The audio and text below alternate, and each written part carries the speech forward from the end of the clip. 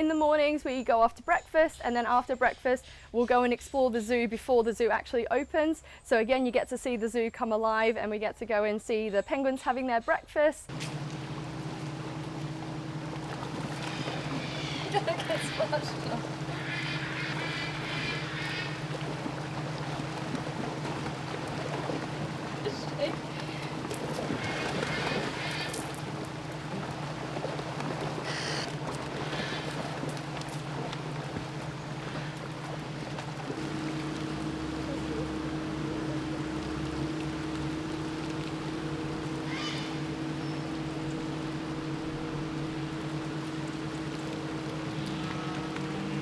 Every evening after we've had our own dinner, we'll actually take everyone down in behind the scenes to kind of see how a keeper's kitchen works, see what the day-to-day tasks are for the zookeepers, and we'll actually get our hands dirty and make up some form of enrichment for our animals, which we'll then get to give out the next morning.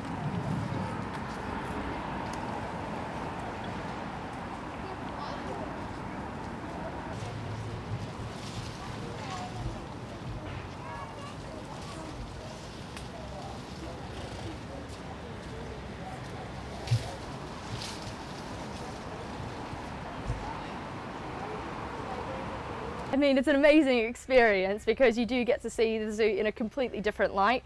The animals really come alive after hours, especially things like the lions, which do tend to become a bit more active as the sun starts to set. They'll start vocalizing, so you can hear all the sounds around the zoo. We're in the heart of Regent's Park, which means it's quite peaceful in the mornings as well. So all you can hear are the noises of the birds, the gibbons, and all those sounds coming to life basically in the mornings.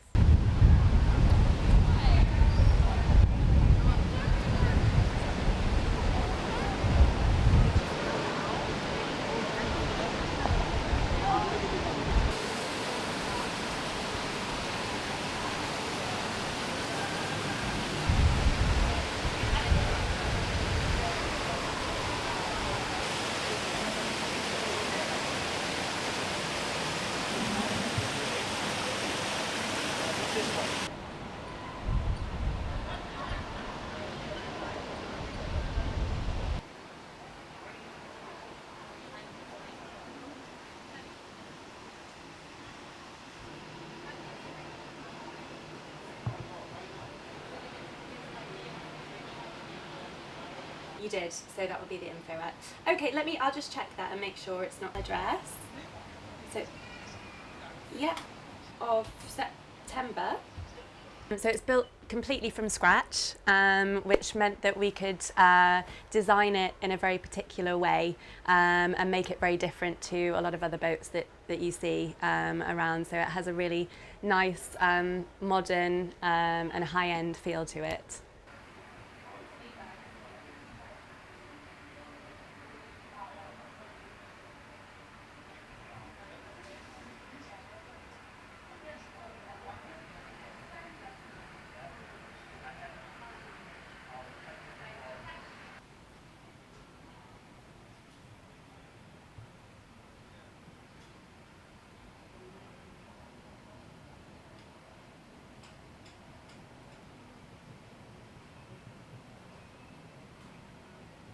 So we do get a lot of people actually that come to celebrate a birthday, or it might be an anniversary or something like that. And so we do like to make people's stay as bespoke as possible. So if people want to hire a private chef, they can do, and they'll come and cook on board for them for the night. If they want to hire a yoga instructor to come on board and do a yoga session on the roof, then we'll organise that for them.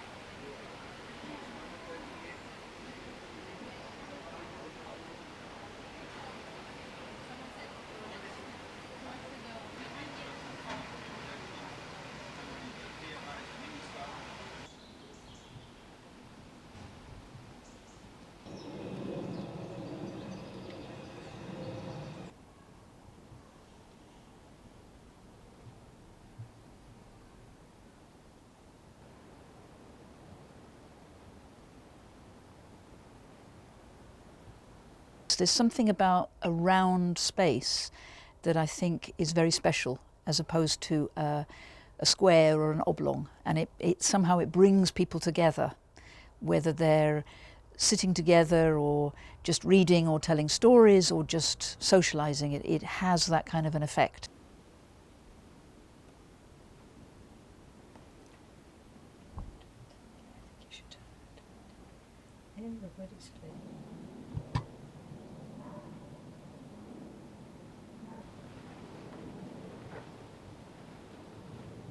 As far as I know, this is certainly the nearest yurt in the world to a tube, to an underground station, but it's also, I think, one of the very few yurts anywhere that I've come across in a capital city that is available to stay in.